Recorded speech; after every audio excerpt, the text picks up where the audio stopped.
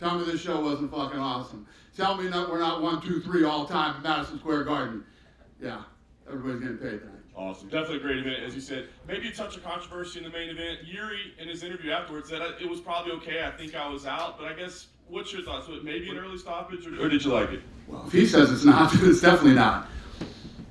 What do you think where Alex stands now, like all time? I mean, he's only 11 fights into his MMA career, right? But he's one of a handful of guys now that has won in 2 weight classes. Do you look at him as an all-time great already? It's incredible. I mean, I don't know about an all-time great, but, you know, it's incredibly impressive what he has done in a short amount of time. Yeah. He kind of mentioned the name Israel Adesanya again. Obviously, they had that history. You had Jamal Hill outside the cage. It wasn't real happy about that. I guess, what can you tell us about both those guys? Oh, he asked for Israel in his interview? Yeah. Yeah, Israel's a weight class below him now, but we've seen that. Yeah, Jamal Hill, when he's ready, is the fight that makes sense. Do you have any idea like how his recovery is going? Has he informed you like when he might be ready to fight? Going good. Apparently, it's good. I don't know. Okay. You know, I don't talk about this shit. Yeah. Tom Aspinall, incredible. No controversy there whatsoever. I guess, man, what did you think about that? I think we all expected both those guys stepping up, taking it on short notice, and you know, both big, heavy hitters. That could have gone either way, and Aspinall got it. When you see that guy, you know, hailing from England, obviously, do you immediately think we got to take his next fight? We got to do it in England, like have a title fight over there, or do you think that? Well, with a lot of these guys right now, you're looking at possible Spain, UK, France, you know, all good stuff. All new territories or places we've haven't been in a while or haven't been, or it's all good stuff. We saw Stipe tonight, and obviously we wanted to have Stipe and John. Is that still the fight to make, or do you feel like maybe Tom deserves to fight John or deserves to fight Stipe, or maybe that's a better fight? No. You do those two. Right. Those two both deserve that fight. That's the fight they want. What I love is that John Jones, you know, as soon as he heard that he was injured and he knew how bad it was, went right to L.A., got the surgery, and he's already in rehab. So physical therapy, I should say. He's in physical therapy. Yeah. Yes. John Jones is in physical therapy already. All right. We're happy about it. Thanks.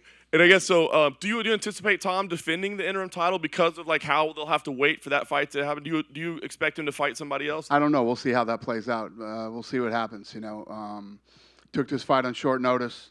Obviously, looked great. He's got plenty of money to chill out for a minute, and we'll see. Nice. And last thing for me, I just want to ask, 30th anniversary show. I know you're not always the sentimental type or, you know, have time to even reflect, but I guess special moment in the company history. What does tonight mean for you? Yeah, I mean, when you look at it, it's our 30th. I was thinking about this earlier. You know, the corruption that kept us out of New York City for so long, for us to come in here in just 7 years, and you think about this historic arena, this incredible city, and for us to be number 1, 2, and 3 all time on our 30th, and great card tonight, great fights, great crowd. You couldn't really button up a 30th anniversary any better than tonight. Dana, to your right. Yeah. I know you follow boxing for a long time, and Joe Louis, who won a title in this arena, was known for that, like 6-inch left hook that he had, you know, short little. And I kind of thought of that when Alex landed that punch tonight, that little short hook on Yuri. It was like that kind of power is rare, and you don't see that very often. Do you think that that's what separates him kind of from the rest of the pack? Yeah, and what's crazy too is like the first leg kick hurt him. He knew it. He kept kicking that leg, and that leg was going to be a problem as the fight went on. And, you know, the kicking power, the punching power. He moves like a middleweight, you know, and he's pretty nasty. And Yuri's kind of a tough guy to figure out. With Very, and he's tough, durable, tough guy. Right. And I guess, you know, what I'm impressed with Alex in that case is the fact that he's 7 fights in his UFC career, and what is it, 10 fights or 11 fights overall, and he's able to deal with those things. Yuri was switching stances a little bit early, and, you know, kind of the way he was moving. Does that impress you, the fact that how Alex has grown in this short period of time in MMA, and he's adapted, and it seems like he has a complete game already in just, you know, how many fights it is? Yeah, I mean, I think that he and Israel Adesanya, if you look at them coming from one style and being able to make the transition and do as well as they've done here, it's very impressive. And then the last question for me, I asked Aspinall this before the fight. I said, hey, dude, you saw what Volkanovski did and saw what Usman did, and they took the fights on short notice and they lost. Did it give you any pause? And he said, well, you can never win the title sitting on the couch. And I wonder what your thought is on that, because sometimes if guys aren't preparing, they don't give themselves the best chance to win, right? And the fact that, Alex Volkanovski and Kamaru did what they did was commendable, but they also didn't give themselves the best chance to win. But you still believe in guys taking that opportunity, right, in doing what Tom did tonight. Yeah, 100%. I mean, when you get to that level, I mean, you're one of the. I mean, Volkanovski is pound for pound #1 guy in the world. You definitely jump on those opportunities when you get them. I guess the only thing I was saying, though, is if you're not training on I know all these guys work out, but on a regular basis, right? His guys told me in the ring tonight that Aspinall was on vacation when he got the call. So, you know what I mean? This is a crazy business, and there's very small windows of opportunity. When big opportunities pop up, you have to take them in life, period, but especially in this business. You never know what's going to happen. John Jones is getting ready to fight Stipe Miocic and tears his pec off the bone, and you don't know what's going to happen. You never know. So when you get them and you're not hurt, yeah, you take them. Dana, in the conversations you've had with John and Stipe, do you think that is a retirement fight for them both, or do you think they could be convinced to stick around and maybe fight Tom after? So I had lunch the other day with Stipe, and Stipe is very focused. Listen, it's one of those fights you have the best heavyweight of all time versus the greatest martial artist of all time. That's the fight they want. It's the fight that makes sense. It's the fight that should happen. I asked Stipe that question. He says, I don't even know. All I care about right now is John Jones. It's the only thing I'm focused on. I want this fight really bad. With Tom, right, it's not just the way, it's not that he's winning, it's the way he's winning and how quick he's winning. Do you think this guy could be the new generation of heavyweight that likes we haven't seen before and could even go on to be one of the best in that division? Yeah, so obviously what we've seen of him is great, but I hear even better things about him. I mean, I hear in the gym this guy is an absolute beast. He kicks the shit out of everybody. And the people who surround him and know him well really believe in this guy. So obviously what he's shown us so far has been unbelievable. I can't wait to see what's next. Now you got 2 champions from the UK. Is there a chance we get a pay-per-view back there next year? Yeah. Cool. Yeah. We're going to be going all kinds of places next year. So, yeah, it's fun. I always talk about, how do we beat this year? How do we beat this year? And it's just, you couldn't write a script better than reality. What really happens and how it plays out and where you end up. It's what's so fun about this business. Yeah. Last one from me, you number 1, number 2, number 3 in Gates at MSG. I know you're not a guy who holds on to grudges very much, but is this the perfect way to say fuck you to those people who kept you out of New York? Say that again? Is this the perfect way to say fuck you to the people who kept you out of New York? Yeah, well, believe me, the people who kept us out of New York went to fucking prison, so they're good. But yeah, the culinary union from Las Vegas, fuck you. Yeah. Dan, the front right here. I know you gave him a bonus, but what do you make of Benoit Saint-Denis as a talent? A lot of people online are already labeling him as one of the more violent fighters in the division, and he already wants his shot at the BMF title, and then he's already talking about fighting Islam so early into his career. So what do you make of him as a talent moving forward? Yeah, I mean, obviously tonight was a big night for him. Looked great. He's one of the hottest prospects in Europe right now, period. So, yeah, we're excited. Similar question about Diego Lopes. You gave him another bonus, but he seemed to get one of the bigger ovations even before this fight, even at ceremonials. He's already calling for main events in Mexico. So a similar question: where do you think you can take a fighter of his caliber? And it seems like he's already a budding star. Yeah, you're absolutely right. He's fun. He's exciting. I like everything about this kid. The answer is yes. You could do a lot with him. And the last one for me, Lupi Godinez became the first female UFC fighter to have 4 wins in 1 calendar year, and her first fight was in May, so 4 wins in like 7 months or something like that. She needs a month off. She seems a little bummed about it, but where do you see the future for her too? She's bummed out about a month off. That's awesome. listen, that those type of people are right up my alley. I love that stuff. And when you see fighters who have that mentality and that's how they are, you know, it's like Hamzat when he burst onto the scene. People get who are real and who are real fighters. They love that shit. So, yeah, I love it. And last one for me. Is there any location for the Ilya Topuria-Volkanovski fight? Ilya seemed to be hinting at possibly Los Angeles. Not yet. And I assume the same thing for the Sean O'Malley-Cheeto Vera fight. No location yet? None. Okay. We would have announced if we did. But Hey, it's Dana, coming. to your right. Right here. I know you touched on it a little bit with Alex Pereira, but 7 fights in the UFC, 2 belts. No one had done it faster than 9 fights, which was Randy Couture, and then BJ Penn did it at 11. Just kind of the progress of this, like how remarkable is what he's done in this amount of time? Yeah, no, it's unbelievable. You know, like I was saying earlier, he's him and Israel both coming from a one style. And then coming in here and accomplishing what they've accomplished. I mean, that stuff was happening like 20 years ago. Now to come in and do it at this day and age and this era is incredibly impressive. Yeah, for sure. And I guess it was said on the broadcast that apparently Tom Aspinall told Laura Sanko that he strained a muscle in his back pretty much right after he accepted the fight and was barely able to train. Were you aware of that? And No. I guess how much more does that make? Not this till one right impressive? this second, yeah. Yeah, no, it's impressive. See, his guys didn't even tell me that in the octagon. They were telling me he was on vacation when he got the call for the fight, but they didn't say anything about him being injured. Yeah, and you had quite the group with you, cage side for the main card, Donald Trump, Kid Rock, all those people. What was kind of just the vibe like? What were they saying with this remarkable main card that, you know, had 5 finishes? All those guys are fight fans. Tucker Carlson's first time, and I always tell people that nobody walks into a UFC event live and then walks out and says, yeah, I don't ever want to see one of these again. And, you know, he was just telling me when he was leaving, this is unbelievable. I loved it, and I definitely want to see more.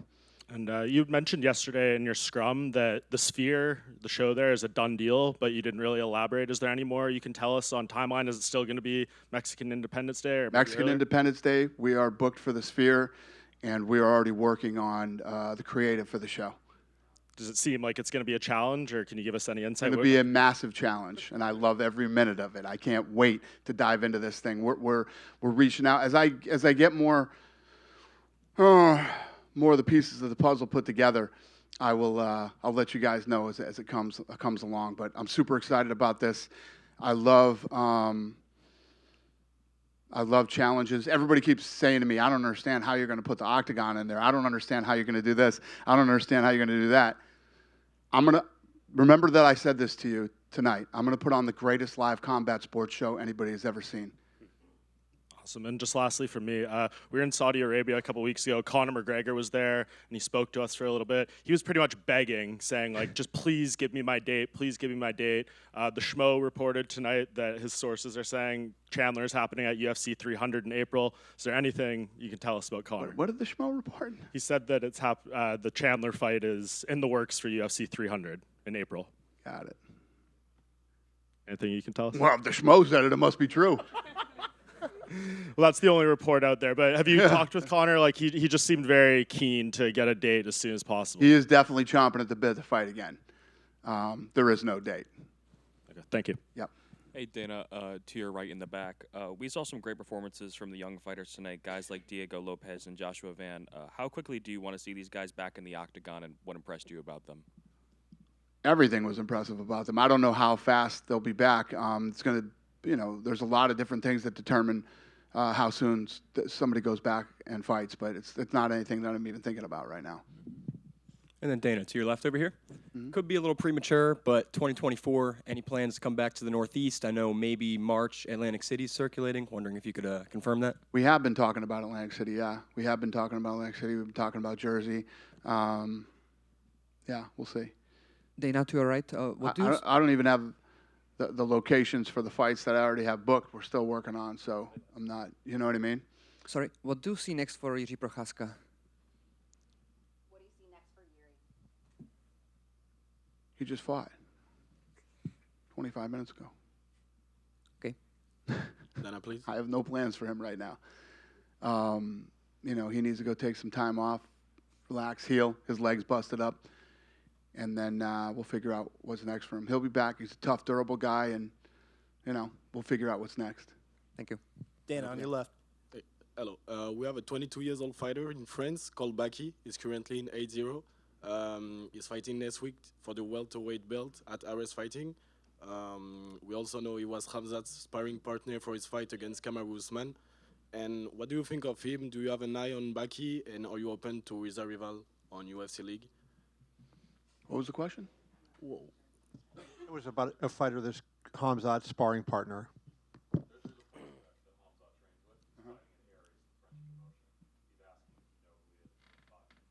Yeah. I do not. You do not know him? No. Oh, okay. But if he wins, I probably will. And now you just told me about him, so I'll have to check him out. Okay. Keep an eye on him. Yeah. Dana, Cool. Yeah. in the middle. Just wondering, now we've got 2 UFC champions from the UK, if you have changed your mind about potentially doing a UK stadium show?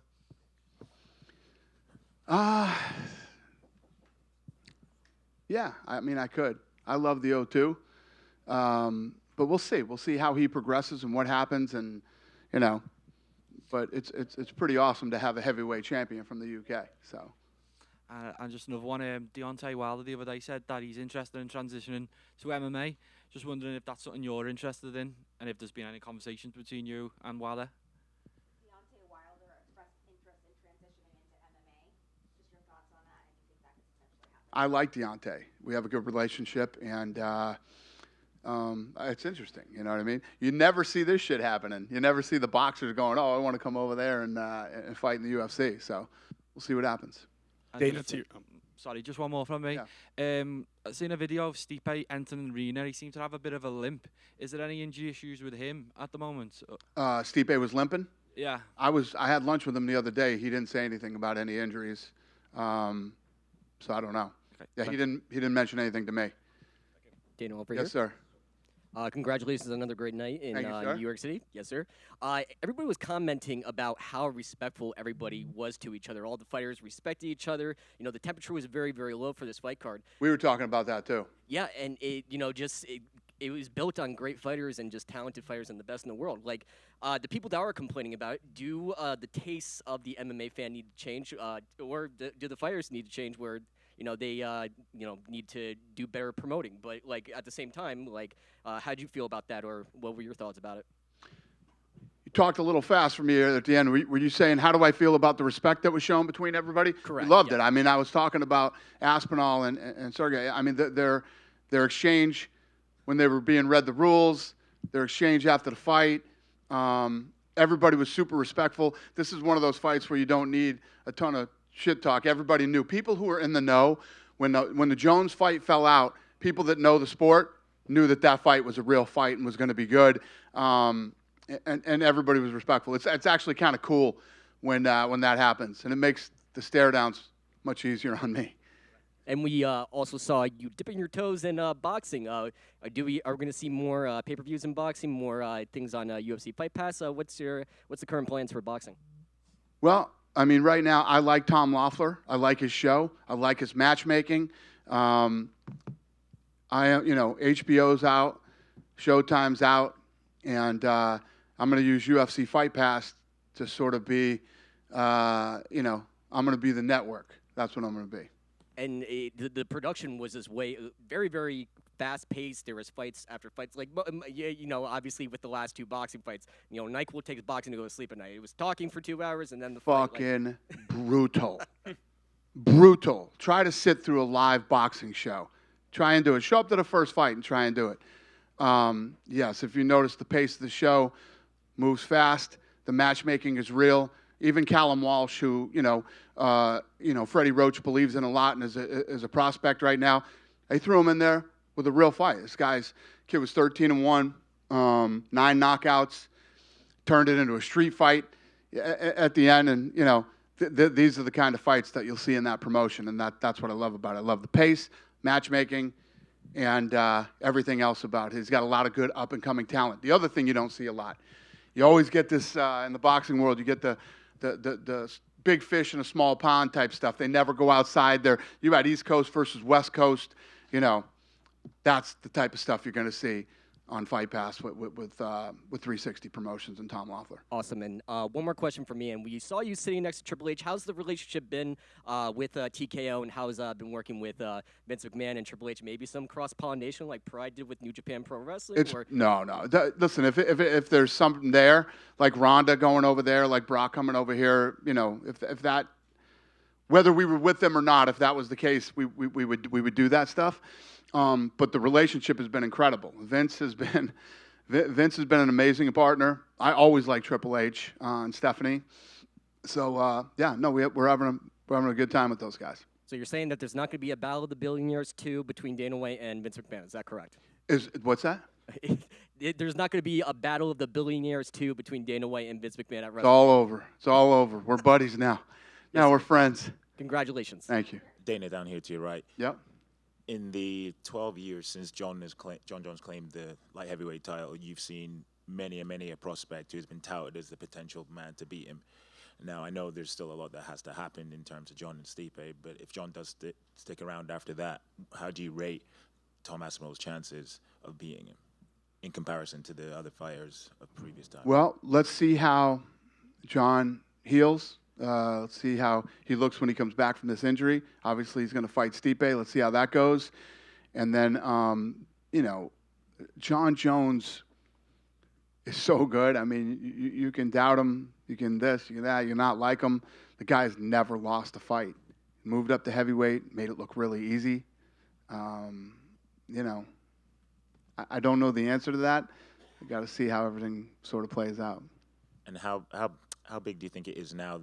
We've obviously previously had two UK champions in Leon Edwards and Michael Bisping. How big is it having a heavyweight champion? I know it's interim, but still. No, it's huge. I mean, listen, whenever you get a heavyweight champion from anywhere, you know what I mean, outside the country, it's a big deal.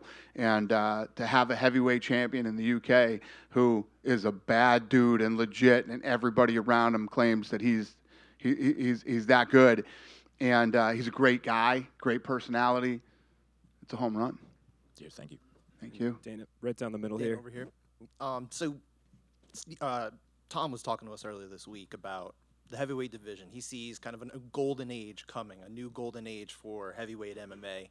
More athletic guys that can do a lot more. They're not kind of plotting and maybe like the way maybe we saw in different generations before. What's your take on his thoughts on that? I don't understand the question.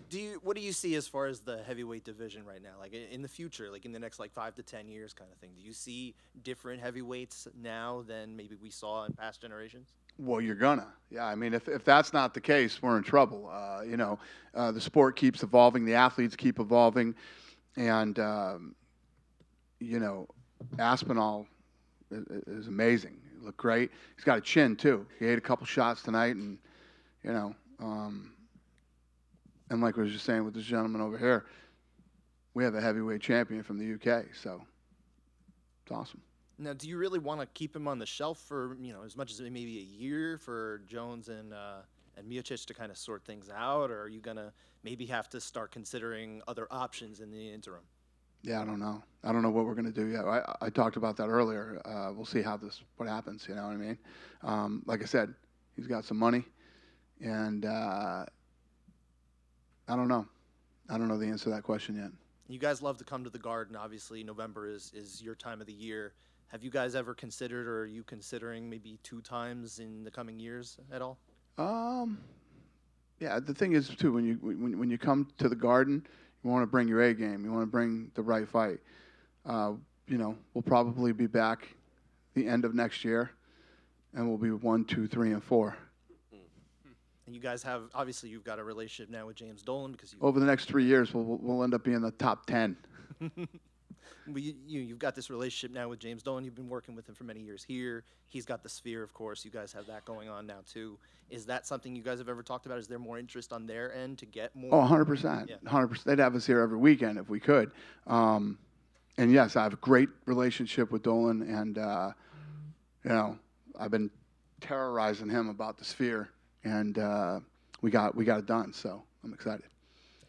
Dana, right down the middle here. Nate Diaz was in attendance tonight. I'm just curious if you got the opportunity to speak with him, and I guess kind of where does his relationship with you stand since he left the promotion? You guys. No, I didn't see him tonight, but he called like 2 days ago and seeing if he could get some tickets. And of course, he can have tickets. This is his house. He can come back whenever he wants to. But we haven't talked about any fights or anything like that. Gotcha. So no business talk since the Jake Paul thing. No. Dana, there were some rumors a little bit ago about the Islam Makhachev and Charles Oliveira rematch, which were kind of quickly dismissed by Ali and the management team. Is that still the plan going forward to have that rematch? And if so, when would that be? Eventually, but Volkanovski's. You talking about Volkanovski? Oh, yeah. Makhachev and Oliveira. Yeah, no, we don't have anything right now. Maybe in the summer. All right, thank you. Yeah. Dana that was over here. never a fight, by the way. That was announced. That was never a fight. Dan over here, right next to him.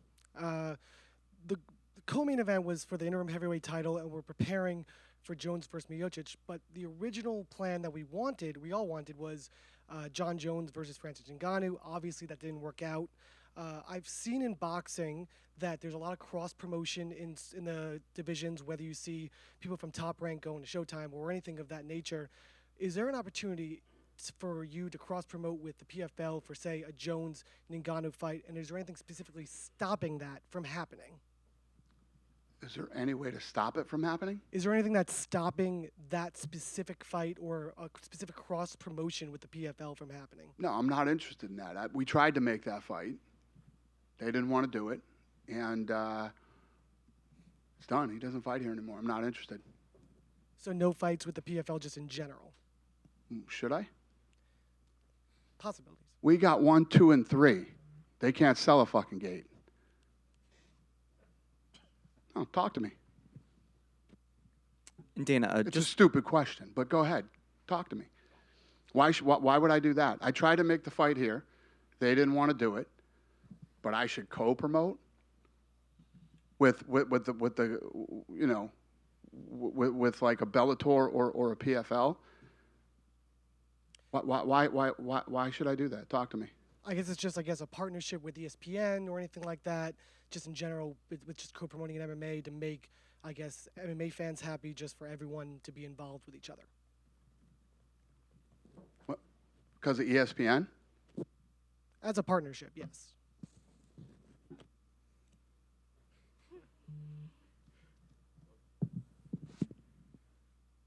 You win the dumb question of the night. Congratulations, sir. What did you want to say? Did you want to chime in? Yeah. Okay, thank you. Yeah. Mark Zuckerberg tore his ACL a couple of days ago. He was training for an MMA fight, but he's still super into the UFC. He wants to come back and compete. What's it like having somebody like Mark be into the UFC? He was into this fight tonight. He was into the Volk and Islam fight. What's it like having somebody with his influence be into the UFC?